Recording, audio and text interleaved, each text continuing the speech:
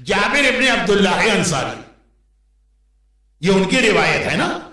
جابر ابن عبداللہ انصاری اہل بیت کے اتنا کلوز ہیں کہ حدیث قصہ جابر ابن عبداللہ انصاری کی روایت میں. آج اس کے بارے میں بھی لوگ ڈاؤٹ پیدا کر رہے ہیں، یہ حدیث اتھینٹک ہے کہ اتھینٹک نہیں ہے، اس کے راوی ریلائبل ہے کہ ریلائبل نہیں ہے.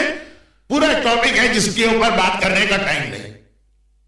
اور دوسری جانب اہل بیت سے اتنے کلوز ہیں یہ کہ حدیث قصہ جو شہزادی کی حدیث ہے وہ جابر کے تھرو ہم تک آئی.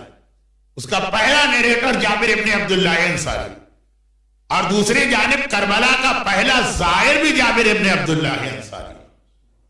کربلا میں سب سے پہلے جس نے امام حسین کی قبر کی زیارت کی ہے وہ جابر ابن عبداللہ انصاری.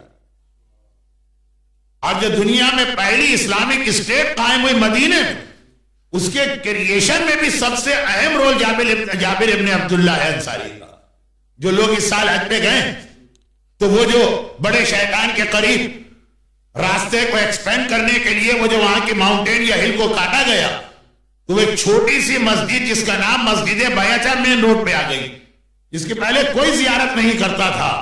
ہاں ہم لوگ 20 سال سے جا رہے ہیں لیکن نارمل ویسٹ سے آنے والے کو پتہ ہی نہیں تھا کہ وہاں پہ ایک مسجد ہے، کہ وہی مسجد ہے جہاں جابر ابن عبداللہ انصاری ڈیورنگ حج رسول خدا کو فارمل انویٹیشن دیا کہ مکے والے آپ کے دشمن ہیں، آپ ہمارے شہر مدینے میں آئیے، وی پروٹیکٹ یو. تو جابر ابن عبداللہ انصاری اسلام میں ایک بہت امپورٹنٹ رول. اور ایک چھوٹی سی بات اور کہیں کہ مرحوم آیت اللہ خوئی کا بینکنگ سے ریلیٹڈ جو ایک فتویٰ تھا اس کی بیس بھی جابر ابن عبداللہ انصاری کی ایک حدیث. اور جابر ابن عبداللہ انصاری وہ پہلے آدمی جنہوں نے اسپاؤس کا سلیکشن جب کیا تو رسول اللہ نے کہا کہ جابر تم نے بہت ہی سینسیبل اسٹیپ اٹھایا ہے، اور بہترین مومن وہ جو شادی کرتے وقت صرف پریزنٹ کو نہ دیکھے بلکہ فیوچر کو بھی دیکھے.